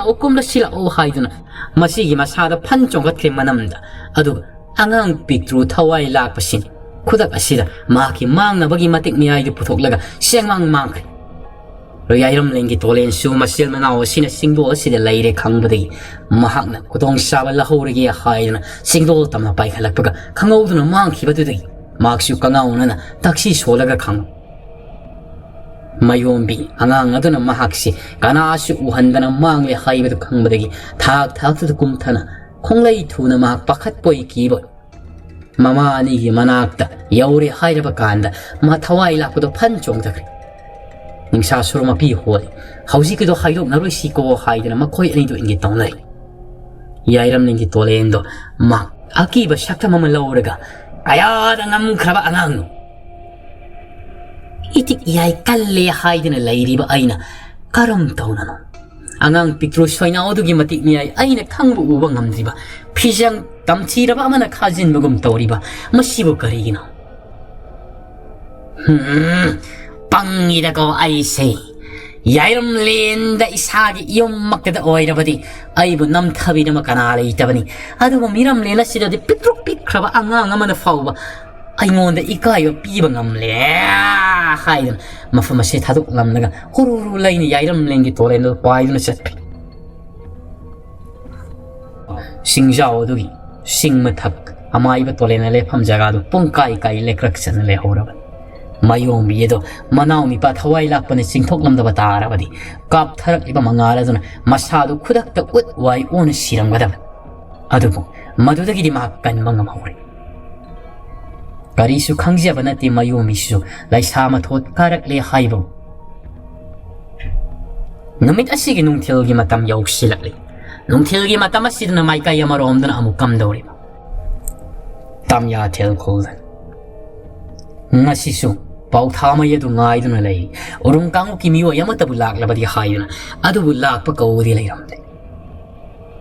khulak piedo masa mathanta masagi thamoi nungda omnuna sakliba mapuroiba halaktabagi maisak adu phomnuna thamanga sidi ngamlaktraboi manairoiba amadi manairoibi singi mafamda haidorakla aigi nungsiraba khunja singsu tabiyo kulla sewa badagi wari ipuroiba na thadokiba mikoptudagi khuntak lansina thajiningai oida maung amada oire adu ngasi phawa khulla sigidi asauba thaudang lobiram liba aigi ipuroiba na halaktabada ꯑꯩꯗꯤ ꯂꯩꯇꯥꯐꯝ ꯈꯪꯗ꯭ꯔꯦꯗꯣ ꯃꯔꯝ ꯑꯗꯨꯅ ꯈꯨꯟꯖꯥ ꯀꯅꯥꯃꯇ ꯏꯄꯨꯔꯣꯏꯕꯒꯤ ꯂꯤꯈꯨꯜꯂꯤꯕ ꯆꯠꯂꯣ ꯍꯥꯏꯕꯁꯨ ꯑꯩꯒꯤ ꯄꯥꯡꯒꯜ ꯊꯣꯛꯇ꯭ꯔꯤ ꯀꯔꯝꯅꯗꯤ ꯍꯥꯏꯔꯨꯒꯅꯤ ꯄꯨꯝꯅꯃꯛ ꯋꯥꯅꯅ ꯂꯩꯔꯤꯕ ꯃꯑꯣꯡꯁꯤꯗ ꯃꯔꯝ ꯑꯗꯨꯅ ꯑꯩꯒꯤꯗꯤ ꯑꯇꯇꯥꯏ ꯑꯣꯏꯅ ꯏꯄꯨꯔꯣꯏꯕꯅꯤ ꯑꯩꯒꯤꯗꯤ ꯏꯁꯥꯅ ꯈꯣꯡꯅ ꯊꯣꯡꯅ ꯆꯠꯂꯒ ꯊꯤꯐꯝ ꯊꯣꯛꯄꯅꯤ ngasi di khunjam yang gi mafam dagi kaina na ba ya thang no ni jare hairaga ipuroi ba kadai wai de lai ri bano ipuroi ba na sat khiba mafam adu da chingnung khuli mai kai tamna ai sat laga hangjaru bani ipuroi ba gi likhul li ba hai ba siri nipi oi bi ai ha ki I thau da hangni kanana su ai gi tung in bi rakana haidana mathamoi kaina haira pau tha mai na khulak pi amuk ta di tap thabi kho khulak pi thanda karam na chat khani adu thakra mafam adu da khulaga faw chat khibadagi halaktre gari khudong thiba namkhrabano khangdana aduga khulakpi ne nai tong karamna chatkadabana madu amukta ngaibi kho khulakpi amukta khanthabi kho haidana hai adubu shimla sin o khongna kapna karana su aibu thingbiragano aigi iteng pangbiragano ipuroibana chatki mamfamda khongul lina thiba haiba sidi aigi ithaudangni haidana law khongna kapna manairoibi singaduna sangsilaga shimla sibu thiam nodana chatkidana ba haidana hai adu simla gi wakholdadi asumna mapuroiba kaina maisak si khrabra haibasu hakthina na khangdring halakra su halakta singnung khuljabu lai khrabra haibasu khangdan omsak naduna wakhalna mangduna laigadibagi sarukpudi khongul mathanda oirabasu liruragi haidana sak yungna khankre matam asida ikhange khangauda makhoine lairiba mafam asigi thangna ba makhoi tamya thel khulna leiram libadugi maning singjau singdon la somdei marang law khongna mioi khara singkhonga somda kum tharakpagi samin phang khulakpi wakhal nungai tana sut kaplam badusu mahak adumak thangna boi kopta wakhal ta dana lek thakri khunja singa dasu bautha mai so the langam amadi ni pa tai singa dana ingit tawri wa lan ngang pakha dana ugi marum dai kum tharak libasi kanano haibadu yengi ai khoi kum tharak liba mi asigi mimangda lai haibasi khangan ba yadi haidana hai khunja miyam do karino haiba sibu haidana tumin lainari makhoi nadi orum kanglukna hantak makhoi khul ipul tana mangan khibane haibasi khangbanati pauthamai haidrabani pauthamai ma ki mokutta timen ta manjunaraba matol kolin karabado madu paina marum amate lepna kum tharak liba somni yengnaga laikre ma ki wakhalda hat patukpa orum kango ki mioi oiram lab amate lemna thada ba haiba sida sak yungne lephraba haiba ka tawga kum tharak libadu orum kango ki mioi ngakthani nipi yaudi nipa ma khoi taruk ni kum tharak libadu mafum asi kamdauri bano haina makhoi lak liban masa gi makhwangi khwangse tasu lining thogi sana khangel maset phaptun yan chena ki silaga punarak liman khangli nak selak labanina orum kango ki mioi singni haibado so the langam sumangai atoba kunjani pa singa dasu makhoi yam nangakpani kari gi damak orum kango ki mioi singa sin afamasida amuk hanna lak libano haibado singnari orum kango ki mioi singa sisu kana su laitre haibigi matagum urau tharau duna ngangli nakhoi gi naram chat aduna sibani hausikti kari sare orum kango ekhoi de sinarabadi sibagi phal phangjagi khakte sharu maset phawba thiba phangna shaur bunung chaw ekhoi ni inthara khibaduna pungpak pak iful tana mang leido hausikti nakhoi mongpham thak asida ekhoi gi laina ba yung kai sajile hairega nungai bi marang kaina panba masina ekhoi amata ngai raba pandamni natrani itaw ayuno makhoi masel noknai lakli basi nipana ha ngakte makhoi khura kauba haladu yawrakti chingkhong adu hek yawrakpa pungpak pakraba pungtoi hrama mafam adu da makhoi na satnaga karim ka thaina na wanga ngangu ubada pauthama yadusu manga sauri badu ga mapa sanana lairi marom madom digi midiang sumna khut lawn sapu ka lalangpa timen tama toladu thak nikna akan ma pangala magal loina nak pairakli nungsit ki mamang tha aduga no khedana nga sari ge karem ka thaina bangang li bani pa adugi mathabak mayai sapcha chup haini yungbaga manangal phaudu laimai da timen ta ge tajela du yunguna laikre khodak ta mare siklagi ni pa adusi ꯑꯁꯤꯕ ꯃꯁꯥꯗꯣ ꯏꯃꯦꯟ ꯇꯥꯗꯨꯗ ꯉꯥꯛꯇꯅ ꯃꯅꯝ ꯂꯩꯃꯥꯏ ꯇꯥꯗꯕꯤ ꯇꯥꯎꯗꯨꯅ ꯂꯩ ꯃꯗꯨꯗꯒꯤ ꯀꯅꯥꯅꯣ ꯃꯤ ꯂꯩꯔꯦ ꯂꯥꯏ ꯂꯩꯔꯦ ꯃꯤ ꯂꯩꯔꯦ ꯂꯥꯏ ꯂꯩꯔꯦ ꯍꯥꯏꯗꯨꯅ ꯃꯈꯣꯏ ꯃꯉꯥꯗꯣ ꯑꯀꯣꯏꯕꯗꯨꯗ ꯌꯦꯡꯅ ꯋꯥ ꯂꯥꯎꯅ ꯆꯤꯡꯊꯛ ꯑꯗꯣꯝꯗ ꯆꯦꯟꯒꯠꯈ꯭ꯔꯦ ꯄꯥꯎꯊꯥꯃꯩꯅ ꯏꯅꯥꯎꯁꯥ ꯆꯦꯟꯈꯠꯈ꯭ꯔꯤꯕ ꯆꯦꯂꯦꯝꯅ ꯊꯥꯕ ꯌꯥꯗꯦ ꯆꯠꯂꯣ ꯊꯤꯜꯂꯕꯅꯤ ꯍꯥꯏꯗꯨꯅ ꯍꯦꯛ ꯌꯥꯊꯪ ꯄꯤꯈꯤꯕꯒ ꯃꯈꯣꯏ ꯅꯤꯄꯥꯁꯤꯡ ꯑꯗꯨꯁꯨ ꯈꯨꯗꯛꯇ ꯆꯦꯟꯈꯠꯈꯤꯕ ꯎꯔꯨꯝ ꯀꯥꯡꯂꯨꯞꯀꯤ ꯃꯤꯑꯣꯏ ꯄꯤꯛꯇ꯭ꯔꯨꯁꯤꯡ ꯑꯗꯨꯕꯨ ꯇꯥꯟꯅꯔꯝ ꯃꯈꯣꯏ ꯃꯉꯥꯗꯣ ꯑꯃꯠꯇ ꯍꯟꯕ ꯅꯪꯍꯧꯗ꯭ꯔꯦ ꯄꯥꯏꯁꯤꯟꯗꯅ ꯆꯣꯊꯦ ꯂꯥꯡꯉꯝ ꯑꯃꯗꯤ ꯑꯇꯣꯞꯄ ꯅꯤꯄꯥꯁꯤꯡ ꯑꯗꯨꯅ ꯎꯇꯨꯞ ꯋꯥꯇꯨꯞꯅ ꯊꯣꯝꯗꯨꯅ ꯃꯀꯣꯛ ꯃꯔꯨ ꯊꯨꯒꯥꯏꯕ ꯌꯥꯎ ꯃꯈꯣꯡ ꯃꯈꯨꯠ ꯊꯨꯗꯦꯛꯄ ꯌꯥꯎ ꯇꯧꯔꯒ ꯄꯨꯡꯍꯥꯠ ꯍꯥꯠꯂꯝꯃꯤ ꯑꯁꯤꯕ ꯃꯁꯥꯁꯤꯡ ꯑꯗꯨꯅ ꯃꯈꯣꯏꯅ ꯈꯨꯗꯛ ꯑꯁꯤꯗ ꯆꯥꯎꯔꯕ ꯆꯤꯡ ꯑꯗꯨꯒꯤ ꯆꯤꯡꯗꯣꯜꯗ ꯄꯨꯈꯠꯂꯦ ꯍꯥꯏꯔꯒ ꯄꯗ꯭ꯔꯥꯛ ꯇꯥꯅ ꯊꯝꯂꯤ ꯉꯁꯤ ꯈꯨꯗꯛꯇ ꯇꯔꯥꯏꯅ ꯎꯔꯨꯝ ꯀꯥꯡꯂꯨꯞꯀꯤ ꯃꯤꯑꯣꯏ 9-6 ꯍꯥꯠꯈꯤꯕꯁꯤꯗ ꯄꯥꯎꯊꯥꯃꯩ ꯑꯗꯨꯗꯤ ꯑꯄꯦꯟꯕꯇ ꯊꯜꯂꯝꯃꯤ ꯈꯪꯒꯅꯤꯗꯅ ꯍꯧꯖꯤꯛꯇꯤ ꯅꯈꯣꯏꯁꯨ ꯈꯪꯂꯕ ꯅꯠꯇ꯭ꯔꯥ ꯎꯔꯨꯝ ꯀꯥꯡꯂꯨꯞꯀꯤ ꯃꯤꯑꯣꯏꯁꯤꯡꯅ ꯆꯥꯎꯔꯕ ꯅꯨꯡꯖꯥꯎ ꯑꯗꯨ ꯃꯈꯣꯏꯅ ꯈꯨꯗꯣꯡꯆꯥꯕ ꯂꯧꯔꯦ ꯍꯥꯏꯔꯦ ꯑꯩꯈꯣꯏꯒꯤ ꯇꯝꯌꯥꯊꯦꯜ ꯈꯨꯜ ꯑꯁꯤ ꯏꯐꯨꯟ ꯇꯥꯅ ꯃꯥꯡꯍꯟꯈꯤꯕꯅꯤ ꯍꯥꯏꯕꯁꯤ ꯑꯗꯨ ꯑꯣꯏꯕ ꯇꯥꯔꯕꯗꯤ ꯃꯈꯣꯏꯁꯤꯕꯨ ꯃꯥꯂꯦꯝ ꯂꯩꯃꯥꯏꯗꯒꯤ ꯃꯔꯨ ꯐꯨꯛꯅ ꯑꯃꯠꯇ ꯍꯦꯛ ꯂꯦꯝꯍꯟꯗꯕ ꯃꯈꯩ ꯍꯥꯠꯇꯣꯛꯈꯤꯕ ꯍꯥꯏꯕꯁꯤꯅ ꯑꯩꯈꯣꯏꯒꯤ ꯏꯊꯧꯗꯥꯡ ꯑꯣꯏꯕꯗ ꯀꯔꯤ ꯀꯥꯏ ꯃꯤꯌꯥꯝ ꯄꯨꯝꯅꯃꯛꯁꯨ ꯌꯥꯅꯔꯦ ꯄꯥꯎꯊꯥꯃꯩꯅ ꯍꯥꯏꯔꯤꯕ ꯋꯥꯐꯝꯁꯤ ꯄꯥꯎꯊꯥꯃꯩꯒꯤ ꯂꯤꯁꯤꯡ ꯃꯈꯥꯗ ꯃꯈꯣꯏꯁꯤꯡ ꯑꯁꯤ ꯄꯨꯂꯞꯅ ꯎꯔꯨꯝ ꯀꯥꯡꯂꯨꯞ ꯃꯤꯑꯣꯏ ꯇꯨꯝꯅ ꯍꯥꯠꯄ ꯍꯥꯏꯕ ꯄꯥꯟꯗꯝ ꯑꯁꯤꯗ ꯑꯃꯠꯇ ꯑꯣꯏꯅ ꯂꯦꯞꯈ꯭ꯔꯦ ꯈꯨꯟꯖꯥ ꯅꯤꯄꯤꯁꯤꯡ ꯑꯗꯨꯁꯨ ꯃꯉꯥꯏꯔꯦ ꯃꯃꯤꯠꯇ ꯃꯄꯤ ꯇꯥꯅ ꯂꯩꯅꯔꯝꯕ ꯌꯨꯝ ꯀꯩ ꯄꯨꯡꯃꯥꯡ ꯇꯥꯅ ꯎꯈꯣꯡ ꯋꯥꯈꯣꯡꯗ ꯌꯥꯔꯤꯛꯍꯟꯕ ꯉꯝꯕ ꯃꯈꯣꯏ ꯎꯔꯨꯝ ꯀꯥꯡꯂꯨꯞꯀꯤ ꯃꯤꯑꯣꯏ ꯑꯁꯤꯗꯤ ꯇꯨꯝꯅ ꯇꯥꯛꯅ ꯃꯥꯂꯦꯝ ꯂꯩꯃꯥꯏꯗꯒꯤ ꯃꯨꯠꯊꯠꯈꯤꯒꯗꯕꯅꯤ ꯍꯥꯏꯗꯨꯅ ꯃꯈꯣꯏꯁꯨ ꯌꯥꯝꯅ ꯁꯥꯎꯅꯔꯝ ꯑꯗꯨꯕꯨ ꯐꯅ ꯍꯥꯏꯗꯨꯅꯁꯨ ꯐꯠꯇ ꯂꯧꯁꯤꯡ ꯍꯩꯕ ꯎꯔꯨꯝ ꯀꯥꯡꯂꯨꯞꯀꯤ ꯃꯤꯑꯣꯏꯁꯤꯡ ꯍꯦꯜꯂꯤ ꯄꯥꯎꯊꯥꯃꯩꯅ ꯅꯤꯄꯥꯁꯤꯡ ꯑꯗꯨꯗ ꯎꯔꯨꯝ ꯀꯥꯡꯂꯨꯞꯀꯤ ꯃꯤꯑꯣꯏꯁꯤꯡꯗꯤ ꯑꯩꯈꯣꯏꯅ ꯂꯤꯈꯨꯜ ꯂꯤꯔꯒ ꯃꯈꯣꯏ ꯈꯨꯡꯒꯨꯟ ꯂꯤꯅ ꯍꯥꯠꯂꯨꯒꯗꯕ ꯅꯠꯇꯦ ꯃꯁꯥꯅ ꯃꯈꯣꯡꯅ ꯊꯣꯡꯅ ꯃꯣꯡꯐꯝ ꯊꯤꯅ ꯃꯐꯝ ꯑꯁꯤꯗ ꯂꯥꯛꯆꯒꯗꯕꯅꯤ ꯑꯗꯨꯗ ꯑꯩꯈꯣꯏꯅ ꯁꯥ ꯌꯦꯟ ꯃꯆꯦꯠ ꯌꯦꯟꯅꯅ ꯆꯥꯕꯒꯨꯝꯅ ꯃꯈꯣꯏꯁꯤꯡ ꯑꯗꯨ ꯄꯨꯂꯞ ꯆꯣꯝꯁꯤꯜꯂꯒ ꯃꯁꯥ ꯃꯆꯦꯠ ꯁꯦꯒꯥꯏꯅ ꯃꯉꯛ ꯀꯛꯊꯠꯅ ꯂꯣꯏꯅꯃꯛ ꯍꯥꯠꯂꯁꯤ ꯍꯥꯏꯗꯨꯅ ꯌꯥꯅꯔꯝꯃꯤ ꯄꯥꯎꯊꯥꯃꯩꯅ ꯍꯥꯏꯔꯤꯕ ꯋꯥꯐꯝ ꯑꯁꯤ ꯈꯨꯟꯖꯥ ꯅꯤꯄꯤꯁꯤꯡ ꯑꯗꯨꯁꯨ ꯃꯌꯥꯒ ꯀ꯭ꯔꯛ ꯆꯤꯡꯅ ꯃꯈꯣꯏ ꯇꯨꯝꯅ ꯃꯥꯡꯍꯟꯈꯤꯕ ꯍꯥꯏꯕꯗ ꯂꯣꯏꯅ ꯌꯥꯅꯔꯤ ꯃꯃꯥꯡꯒꯤ ꯃꯇꯝꯗꯗꯤ ꯎꯔꯨꯝ ꯀꯥꯡꯂꯨꯞꯀꯤ ꯃꯤꯑꯣꯏꯁꯤꯡ ꯑꯁꯤꯗ ꯃꯤꯅꯨꯡꯁꯤ ꯀꯌꯥ ꯄꯣꯛꯄꯤꯔꯝꯕꯅꯤ ꯃꯈꯣꯏꯅ ꯐꯅ ꯐꯠꯂꯛꯇꯕ ꯇꯥꯔꯕꯁꯨ ꯉꯥꯛꯄꯤ ꯍꯩꯕ ꯇꯝꯌꯥꯊꯦꯜ ꯈꯨꯜꯒꯤ ꯈꯨꯟꯃꯤꯅꯤ ꯉꯥꯛꯄꯤꯔꯒ ꯄꯨꯟꯅ ꯂꯩꯃꯤꯟꯅꯕ ꯍꯥꯏꯅ ꯑꯗꯨꯕꯨ ꯍꯧꯖꯤꯛꯇꯤ ꯎꯔꯨꯝ ꯀꯥꯡꯂꯨꯞꯀꯤ ꯃꯤꯑꯣꯏꯁꯤꯡꯁꯦ ꯍꯨꯗꯒꯤ ꯍꯦꯟꯅ ꯈꯥꯕ ꯍꯥꯏꯕꯗꯨ ꯑꯣꯏꯔꯔꯤ ꯅꯤꯄꯥꯁꯨ ꯅꯤꯄꯤꯁꯨ ꯇꯝꯌꯥꯊꯦꯜ ꯈꯨꯜꯒꯤ ꯈꯨꯟꯃꯤ ꯑꯁꯦꯡꯕꯁꯤꯡꯒꯤ ꯃꯊꯃꯣꯏꯗ ꯃꯕꯨꯛꯅꯤꯡꯗ ꯃꯇꯝꯗꯤ ꯂꯦꯞꯄ ꯂꯩꯇꯅ ꯆꯠꯈꯤ ꯅꯨꯃꯤꯗꯥꯡ ꯋꯥꯏꯔꯝꯒꯤ ꯃꯇꯝ ꯌꯧꯁꯤꯜꯂꯛꯄꯗ ꯃꯥꯏꯀꯩ ꯑꯃꯔꯣꯝꯗ ꯀꯝꯗꯧꯔꯤ ꯅꯨꯃꯤꯠ ꯈꯔꯅꯤꯒꯤ ꯃꯃꯥꯡꯗ ꯃꯌꯨꯝꯗ ꯂꯩꯕ ꯐꯥꯎꯕ ꯀꯤꯗꯅ ꯅꯤꯡꯊꯧ ꯂꯥꯏꯉꯝꯒꯤ ꯃꯌꯨꯝꯗꯒ ꯂꯥꯛꯇꯅ ꯑꯍꯤꯡ ꯌꯥꯔꯦꯛꯅꯈꯤꯕꯁꯤꯡ ꯑꯗꯨ ꯃꯗꯨꯒꯤ ꯑꯀꯤꯕꯗꯨ ꯍꯧꯖꯤꯛꯇꯤ ꯑꯃꯠꯇ ꯂꯩꯔꯗ꯭ꯔꯤ ꯀꯔꯤꯁꯨ ꯊꯣꯏꯗꯣꯛꯅ ꯃꯈꯣꯏꯗ ꯑꯀꯤ ꯑꯈꯟꯕ ꯅꯪꯍꯜꯂꯛꯇꯕꯗꯨꯗꯒꯤ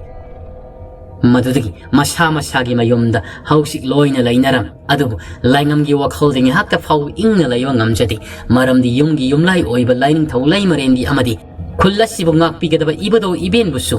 ꯃꯈꯣꯏꯅ ꯊꯧꯅꯤ ꯐꯔꯩ ꯁꯦꯠꯅ ꯂꯥꯠꯄ ꯄꯥꯝꯖꯔꯝꯃꯤ ꯑꯗꯨꯕꯨ ꯑꯈꯪ ꯑꯍꯩ ꯑꯃꯠꯇ ꯇꯥꯟꯅꯕ ꯉꯝꯗꯕꯅ ꯃꯐꯝ ꯑꯁꯤꯗ ꯂꯩꯇꯕꯅ ꯃꯗꯨꯃꯛ ꯃꯅꯤꯡ ꯊꯨꯡꯗ꯭ꯔꯕꯗ ꯉꯥꯏꯍꯥꯛꯇ ꯐꯥꯎꯕ ꯏꯪꯅ ꯆꯤꯛꯅ ꯂꯩꯕ ꯐꯪꯂꯝꯗꯦ ꯃꯄꯥ ꯇꯣꯂꯦꯅ ꯈꯣꯌꯨꯝ ꯃꯄꯨ ꯃꯍꯥꯛꯄꯨ ꯅꯤꯡꯖꯕꯒꯨꯝ ꯂꯥꯏꯉꯝꯅꯁꯨ ꯅꯤꯡꯖꯔꯤ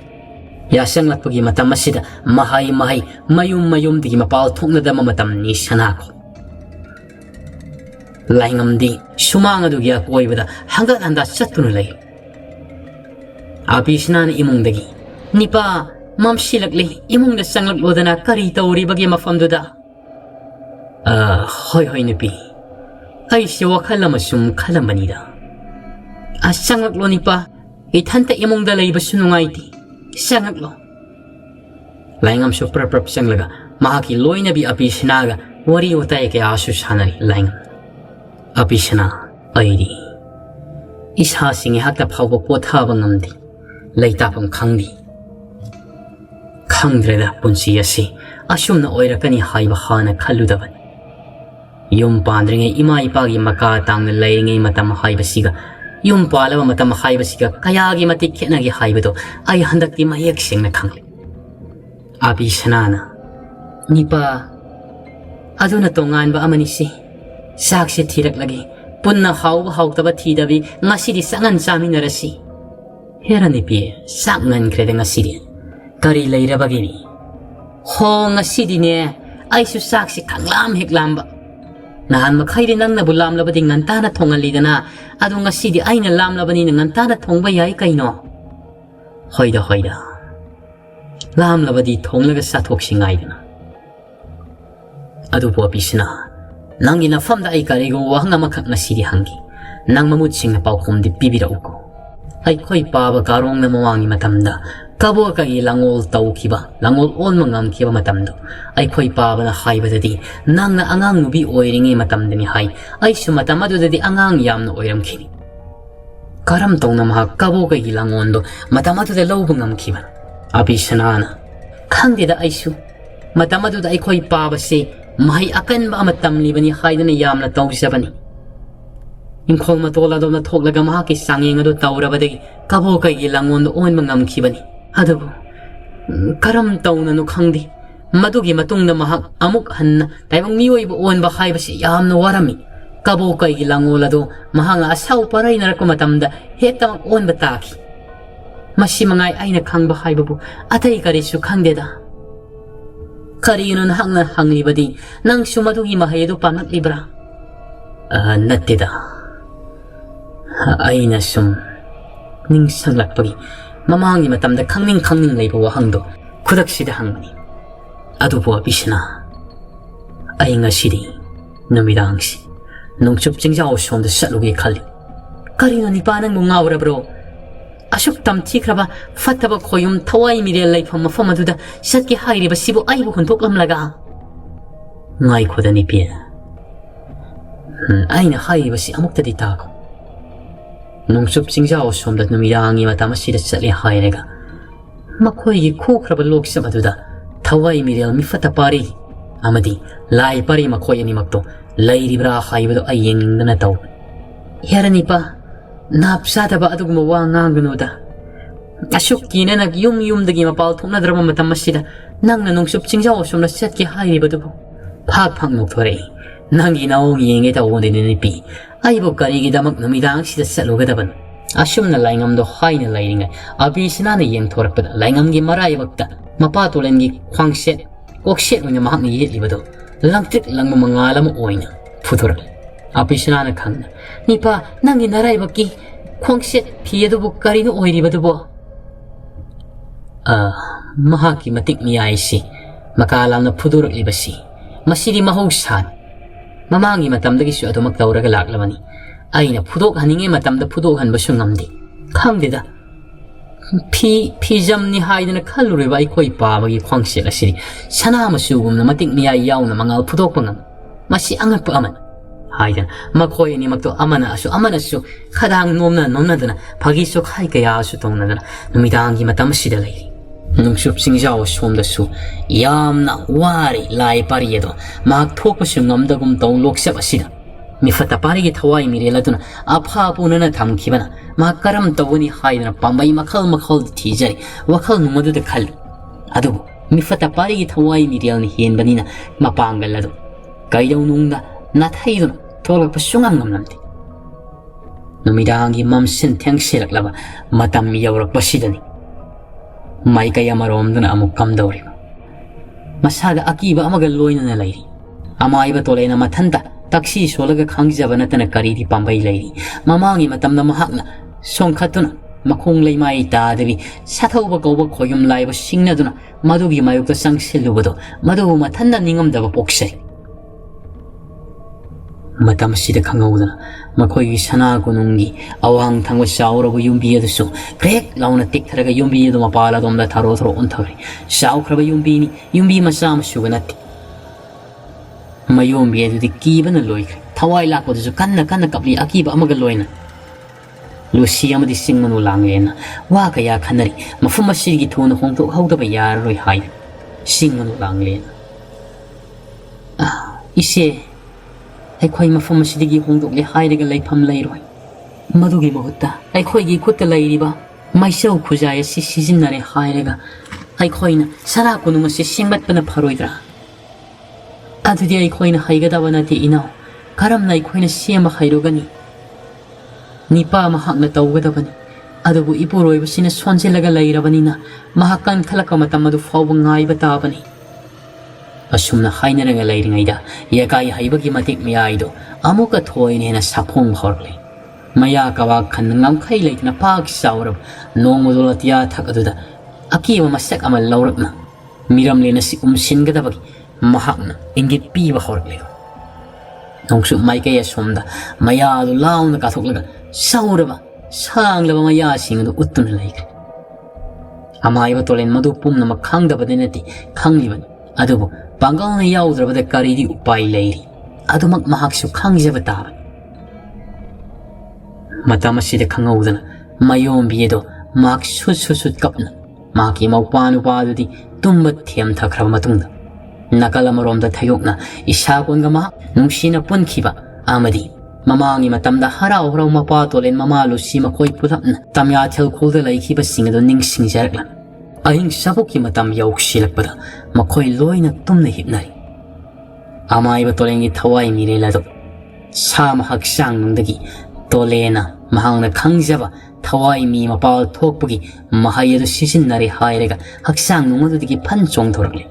ꯃꯁꯥꯗꯨ ꯇꯤꯡꯂꯤ ꯌꯥꯡꯂꯤ ꯑꯁ ꯑꯣꯟꯊꯣꯛꯅ ꯋꯥꯈ꯭ꯔꯦꯗ ꯑꯁꯤꯕꯒꯨꯝꯂꯕ ꯍꯛꯆꯥꯡ ꯑꯁꯤꯗ ꯆꯣꯡꯁꯤꯜꯂꯒ ꯅꯍꯥꯟ ꯃꯈꯩ ꯂꯩꯔꯨꯔꯤꯕꯁꯤ ꯍꯛꯆꯥꯡꯗꯒꯤ ꯆꯣꯡꯊꯣꯔꯛꯂꯕ ꯃꯇꯝ ꯑꯁꯤꯗ ꯇꯒꯠ ꯇꯤꯛꯂꯤꯕ ꯀꯗꯥꯏ ꯆꯠꯈ꯭ꯔꯤ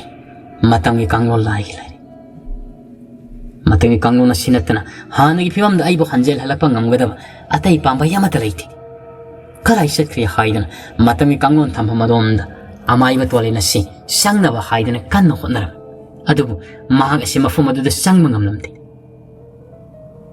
ꯊꯋꯥꯏ ꯃꯤꯔꯦꯜꯅꯤꯅ ꯑꯐꯥ ꯑꯄꯨꯅꯕꯒꯨꯝꯅ ꯁꯅꯥ ꯀꯣꯅꯨꯡ ꯃꯅꯨꯡ ꯑꯁꯤꯗ ꯇꯧꯔꯤ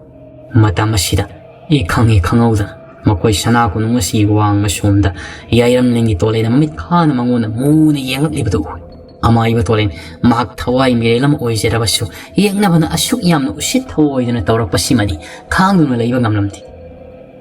ꯃꯗꯨꯗꯒꯤ ꯃꯍꯥꯛ ꯈꯪꯍꯧꯗꯅ ꯃꯍꯥꯛꯀꯤ ꯍꯩꯖꯕ ꯃꯍꯩ ꯃꯄꯥꯡꯒꯜ ꯄꯨꯝꯅꯃꯛ ꯐꯨꯗꯣꯛꯂꯦ ꯍꯥꯏꯔꯒ ꯂꯥꯏꯁꯣꯟ ꯇꯤꯖꯣꯟ ꯀꯌꯥ ꯁꯣꯜꯂꯒ ꯊꯋꯥꯏ ꯃꯤꯔꯦꯜ ꯑꯗꯨꯅ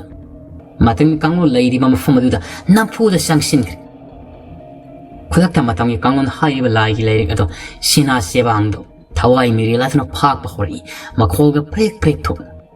ꯀꯅꯥꯁꯨ ꯈꯪꯂꯝꯗꯦ ꯁꯦꯅꯥ ꯆꯦꯕꯥꯡ ꯑꯗꯣ ꯑꯍꯤꯡꯒꯤ ꯃꯇꯝ ꯑꯁꯤꯗ ꯐꯥꯛꯄ ꯍꯧꯔꯛꯄꯗꯒꯤ ꯃꯇꯤꯛ ꯃꯉꯥꯜ ꯀꯌꯥ ꯐꯨꯗꯣꯔꯛꯂꯦ ꯃꯇꯝꯒꯤ ꯀꯥꯡꯂꯣꯟꯗꯣ ꯑꯃꯥꯏꯕ ꯇꯣꯂꯦꯟꯒꯤ ꯊꯋꯥꯏ ꯃꯤꯔꯦꯜꯗꯣ ꯃꯍꯥꯛꯁꯨ ꯃꯇꯝꯒꯤ ꯀꯥꯡꯂꯣꯟꯒꯤ ꯁꯦꯅꯥ ꯆꯦꯕꯥꯡ ꯑꯃ ꯐꯥꯛꯂꯦ ꯍꯥꯏꯔꯒ ꯍꯜꯂꯥꯎꯅ ꯆꯣꯡꯁꯤꯟꯈ꯭ꯔꯦ ꯃꯗꯨꯗꯒꯤ ꯈꯪꯍꯧꯗꯅ ꯊꯪꯅꯕ ꯃꯤꯀꯨꯞꯇ ꯃꯇꯝꯒꯤ ꯀꯥꯡꯂꯣꯟ ꯍꯥꯏꯔꯤꯕ ꯂꯥꯏꯒꯤ ꯂꯥꯏꯔꯤꯛ ꯑꯁꯤ ꯃꯊꯟꯇ ꯁꯦꯅꯥ ꯆꯦꯕꯥꯡ ꯑꯁꯤ ꯐꯔꯛ ꯍꯥꯏꯗꯨꯅ ꯐꯥꯛꯇꯣꯔꯛꯂꯤ ꯑꯃꯥꯏꯕ ꯇꯣꯂꯦꯟꯒꯤ ꯊꯋꯥꯏꯅ ꯆꯣꯡꯁꯤꯟꯈꯤꯕ ꯁꯦꯅꯥ ꯆꯦꯕꯥꯡꯗꯨꯗꯒꯤ ꯊꯣꯛꯂꯛꯄ ꯀꯧꯕꯁꯨ ꯂꯩꯔꯝꯗꯦ ꯑꯀꯤ ꯇꯝꯅꯔꯥꯏ ꯄꯨꯔꯕ ꯑꯃꯒꯨꯝꯅ ꯁꯦꯅꯥ ꯆꯦꯕꯥꯡ ꯑꯁꯤꯅ ꯀꯟꯅ ꯐꯥꯛꯂꯛꯄꯗꯒꯤ ꯃꯌꯣꯝꯕꯤ ꯑꯗꯨ ꯃꯤꯀꯞ ꯊꯣꯔꯛꯂꯤ ꯃꯥꯏꯀꯩ ꯑꯗꯣꯝꯗ ꯌꯦꯡꯂꯨꯕꯗ ꯃꯇꯤꯛ ꯃꯉꯥꯜ ꯀꯌꯥ ꯐꯨꯗꯣꯛꯅ ꯇꯝꯒꯤ ꯀꯥꯡꯂꯣꯟ ꯂꯥꯏꯒꯤ ꯂꯩꯔꯛ ꯑꯗꯣ ꯃꯊꯟꯅ ꯁꯦꯅꯥ ꯆꯦꯕꯥꯡ ꯐꯥꯛꯂꯤꯕꯗꯨ ꯎꯕꯗꯒꯤ ꯃꯃꯥ ꯂꯨꯁꯤ ꯍꯧꯗꯣꯛꯇꯨꯅ ꯑꯀꯤꯕ ꯑꯃꯗꯤ ꯄꯣꯛꯂꯤ ꯃꯈꯣꯏꯁꯤꯡ ꯑꯗꯨ ꯊꯛ ꯅꯤꯛꯅ ꯂꯩꯅꯔꯤ ꯀꯔꯤ ꯃꯇꯧ ꯀꯧꯕꯒꯤ ꯏꯃꯥ ꯏꯆꯥ ꯑꯩꯈꯣꯏ ꯁꯅꯥ ꯀꯣꯅꯨꯡ ꯑꯁꯤꯗꯒꯤ ꯁꯦꯟꯊꯣꯛꯍꯧꯕꯅ ꯆꯨꯝꯂꯒꯅꯤ ꯑꯩꯈꯣꯏꯒꯤ ꯃꯇꯝ ꯄꯨꯝꯅꯃꯛꯇ ꯑꯩꯈꯣꯏꯅ ꯁꯦꯟꯅꯖꯗꯨꯅ ꯂꯩꯔꯤꯕ ꯂꯥꯏꯒꯤ ꯂꯥꯏꯔꯤꯛ ꯑꯁꯤ ꯐꯥꯎꯕ ꯑꯍꯤꯡꯒꯤ ꯃꯇꯝ ꯑꯁꯤꯗ ꯇꯝꯅꯔꯤ ꯑꯩꯈꯣꯏ ꯀꯔꯝꯅ ꯂꯩꯕ ꯉꯝꯒꯅꯤ ꯏꯅꯥꯎ ꯁꯤꯡꯃꯅꯨ ꯂꯥꯡꯂꯦꯟ ꯏꯁꯤ ꯑꯃꯨꯛꯇ ꯇꯞꯊꯒꯣ ꯑꯩꯈꯣꯏ ꯃꯁꯤꯗ ꯐꯤꯡꯂꯨꯕ ꯌꯥꯔꯣꯏ ꯐꯠꯇꯕ ꯈꯣꯌꯨꯝ ꯀꯌꯥꯅ ꯑꯩꯈꯣꯏ ꯂꯩꯔꯤꯕ ꯁꯅꯥ ꯀꯣꯅꯨꯡ ꯑꯁꯤꯒꯤ ꯑꯀꯣꯏꯕꯗ ꯆꯥꯒꯗꯕ ꯉꯥꯏꯗꯨꯅ ꯂꯩꯔꯤꯕꯅꯤ ꯑꯩꯈꯣꯏꯅ ꯀꯔꯝꯅ ꯐꯅ ꯈꯨꯗꯣꯡ ꯆꯥꯗ꯭ꯔꯤ ꯍꯥꯏꯗꯨꯅꯁꯨ ꯅꯨꯃꯤꯗꯥꯡꯒꯤ ꯃꯇꯝꯁꯤꯗ ꯊꯣꯛꯀꯗꯕꯅꯣ ꯑꯃꯨꯛꯇ ꯉꯥꯏꯈꯣ ꯏꯁꯤ ꯃꯇꯝꯒꯤ ꯀꯥꯡꯂꯣꯟ ꯍꯥꯏꯔꯤꯕ ꯂꯥꯏꯒꯤ ꯂꯥꯏꯔꯤꯛꯀꯤ ꯁꯦꯅꯥ ꯆꯦꯕꯥꯡ ꯑꯗꯨ ꯍꯧꯕꯗꯒꯤ ꯂꯣꯏꯕ ꯐꯥꯎꯕ ꯃꯊꯟꯇ ꯐꯔꯛ ꯍꯥꯏꯗꯨꯅ ꯐꯥꯛꯂꯛꯄꯗꯒꯤ ꯂꯥꯏꯔꯤꯛ ꯑꯗꯨꯒ ꯊꯪꯅꯅ ꯂꯩꯔꯤꯕ ꯌꯣꯠꯀꯤ ꯇꯥꯕꯨ ꯃꯅꯨꯡꯗ ꯌꯥꯎꯕ ꯂꯥꯏꯒꯤ ꯂꯥꯏꯔꯤꯛ ꯑꯗꯨꯁꯨ ꯇꯥꯕꯨꯒ ꯑꯗꯨꯝ ꯃꯊꯟꯇ ꯐꯥꯒꯠꯂꯛꯂꯒ ꯁꯦꯅꯥ ꯆꯦꯕꯥꯡꯗꯨ ꯐꯥꯛꯄ ꯍꯧꯔꯛꯏ ꯃꯇꯤꯛ ꯃꯌꯥꯏ ꯂꯩꯔꯕ ꯂꯥꯏꯒꯤ ꯂꯥꯏꯔꯤꯛꯇꯤ ꯑꯍꯨꯝ ꯁꯨꯏ ꯍꯥꯏꯅꯕꯅꯤ ꯃꯥꯏꯀꯩ ꯑꯃꯔꯣꯝꯗꯅ ꯀꯝꯗꯧꯔꯤꯕ ꯃꯃꯥꯡꯒꯤ ꯃꯇꯝꯗ ꯄꯧꯊꯥꯃꯩꯒꯤ ꯃꯁꯦ ꯅꯨꯄꯥ ꯇꯪꯕ ꯍꯥꯏꯕꯗꯨꯅ ꯑꯃꯥꯏꯕ ꯇꯣꯂꯦꯟꯗꯒꯤ ꯂꯧꯅꯝ ꯇꯧꯗꯨꯅ ꯄꯨꯗꯨꯅ ꯆꯠꯈ꯭ꯔꯕ ꯂꯥꯏꯒꯤ ꯂꯥꯏꯔꯤꯛ ꯑꯗꯣ ꯂꯩꯕꯥꯛ ꯂꯩꯊꯤꯟ ꯈꯥꯏꯗꯨꯅ ꯃꯇꯝ ꯀꯨꯏꯅ ꯐꯨꯝꯖꯤꯟꯗꯨꯅ ꯊꯝꯈ꯭ꯔꯕ ꯃꯐꯝ ꯑꯗꯨꯗ ꯂꯩꯕꯥꯛ ꯂꯩꯊꯤꯟ ꯈꯥꯏ ꯐꯥꯎꯒꯠꯂꯛꯂꯦ ꯍꯥꯏꯔꯒ ꯌꯥꯏ ꯇꯝꯕ ꯂꯥꯏꯔꯤꯛ ꯑꯗꯣ ꯐꯔꯪ ꯍꯥꯏꯗꯨꯅ ꯁꯦꯅꯥ ꯆꯦꯕꯥꯡ ꯑꯗꯣ ꯐꯥꯛꯄ ꯍꯧꯔꯛꯂꯤ ꯂꯥꯏꯒꯤ ꯂꯥꯏꯔꯤꯛ ꯑꯍꯨꯝꯁꯤ ꯄꯨꯝꯅꯃꯛ ꯃꯔꯤ ꯂꯩꯅꯔꯤꯕꯅꯤ ꯃꯗꯨꯗꯒꯤ ꯈꯪꯍꯧꯗꯅ ꯂꯥꯏꯒꯤ ꯂꯥꯏꯔꯤꯛ ꯁꯦꯅꯥ ꯁꯦꯕꯥꯡ ꯑꯗꯨꯗꯒꯤ ꯃꯃꯤ ꯁꯥꯃꯤ ꯑꯣꯏꯕ ꯀꯔꯤꯒꯨꯝꯕ ꯁꯛꯇꯝ ꯀꯌꯥꯁꯨ ꯐꯟ ꯐꯟ ꯆꯣꯡꯊꯣꯛꯈ꯭ꯔꯦ ꯑꯁꯤ ꯈꯛꯇꯁꯨ ꯅꯠꯇꯅ ꯆꯤꯡꯈꯣꯡꯒꯤ ꯂꯝꯄꯥꯛ ꯃꯌꯥ ꯑꯗꯨꯗ ꯌꯥꯏꯇꯝꯕꯒꯤ ꯂꯥꯏꯔꯤꯛ ꯑꯗꯨꯅ ꯐꯣꯝꯗꯨꯅ ꯂꯩꯈ꯭ꯔꯤꯕ ꯃꯐꯝ ꯑꯗꯨꯗꯒꯤ ꯃꯃꯥꯡꯒꯤ ꯃꯇꯝꯗ ꯁꯤꯗꯨꯅ ꯐꯨꯝꯖꯤꯟꯈ꯭ꯔꯕ ꯊꯋꯥꯏ ꯃꯤꯔꯦꯜ ꯀꯌꯥꯁꯨ ꯂꯩꯅꯨꯡ ꯂꯩꯈꯥꯗ ꯃꯇꯝ ꯀꯨꯏꯅ ꯇꯝꯂꯗꯨꯅ ꯀꯅꯥꯁꯨ ꯆꯪꯕ ꯉꯝꯗꯅ ꯂꯩꯔꯝꯕꯗꯣ ꯐ꯭ꯔꯪ ꯂꯣꯏꯅꯃꯛ ꯍꯧꯒꯠ ꯆꯣꯡꯈꯠꯅꯔꯛꯇꯨꯅ ꯑꯀꯤꯕꯒꯤ ꯃꯁꯛ ꯑꯣꯏꯅꯈ꯭ꯔꯦ ꯃꯃꯥꯡꯒꯤ ꯃꯇꯝꯗ ꯌꯥꯏꯇꯝꯕ ꯂꯥꯏꯔꯤꯛ ꯑꯁꯤ ꯃꯐꯝ ꯑꯁꯤꯗꯒꯤ 미오이 가야나 탱나두나 마코이나 빠이두나 부두나 셋바 공가이 아두부 마코이나 농알락부디 이행로 마담다 라이릭 아시 라이람다바 공가이